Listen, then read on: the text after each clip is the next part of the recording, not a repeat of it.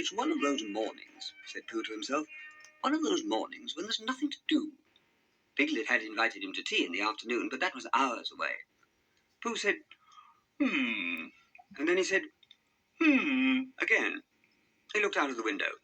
Even after his third helping of breakfast, he still felt restless. There wasn't anything he particularly wanted to do. He just wanted to do something. So that when Piglet asked, as he was bound to, "What have you done today?"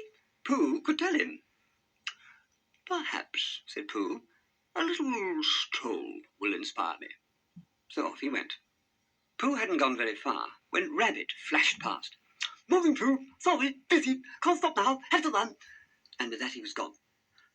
"Well," said Pooh, uncertain whether he had actually seen Rabbit or whether he had imagined the whole thing.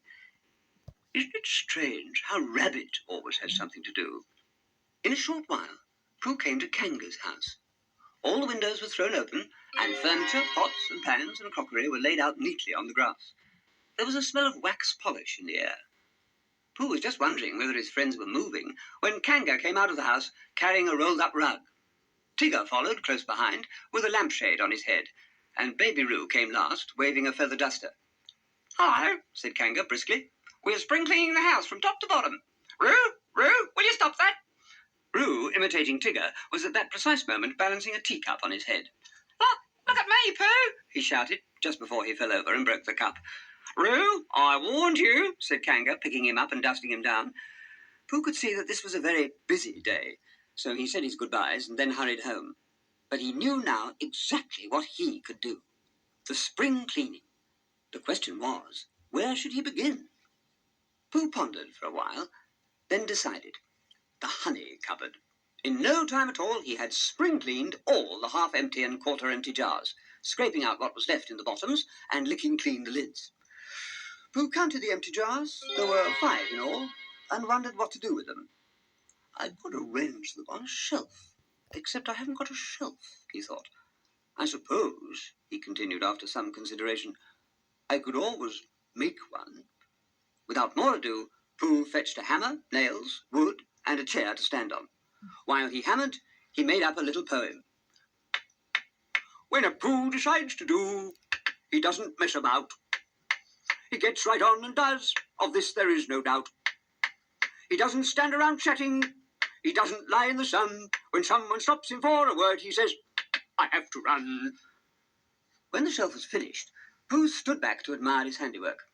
He squinted at it with one eye shut for some time, then tried looking with his head tilted, first this way and then that.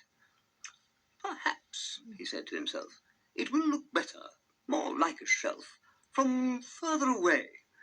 But even from the other side of the room, and even with the curtains drawn, the shelf still didn't look quite right. Suddenly Pooh had an idea. "It needs a lick of paint, that's all," he said, fetching his brushes and paint pot.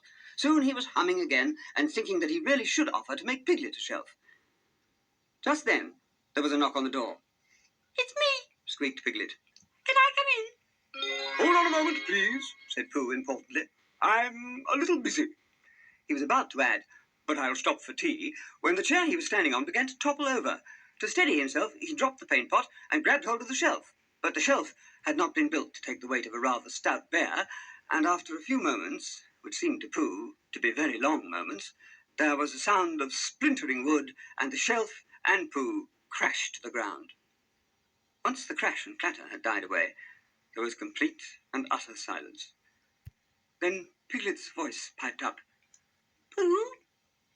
"Yes," said Pooh weakly. "If you're very busy just now, I can go away and come back later." Piglet was rather anxious in case all that noise meant that Pooh was fighting heffalumps, and if this was so, then the last thing Piglet wanted to do was interfere. Pooh, sitting amongst the ruins of his shelf, had a vision of Piglet's table laid out for tea. Hastily he said, "Actually, you might be able to give me a hand." "Ah!" Piglet pushed open the door slowly.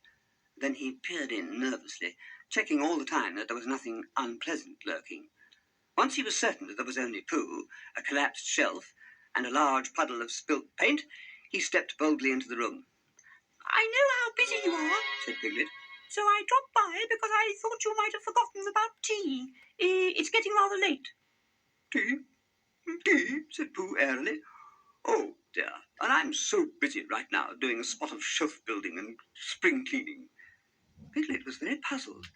He had never seen Pooh's house in such a state, and he had never known Pooh to forget an invitation to tea. But he thought it might be rude to ask questions, so he said, "Well, never mind. I'll see if Owl will come to tea instead." "No, no," said Pooh, rather too quickly. Then, in the calmest voice he could manage, under very trying circumstances, he said, No need to do that, Piglet. I think I've had enough of being busy for one day." Piglet smiled as Pooh stepped carefully over the remains of his shelf and shut his door firmly behind him. And Pooh decided that, on reflection, it might be best to offer to build Piglet a shelf some other day.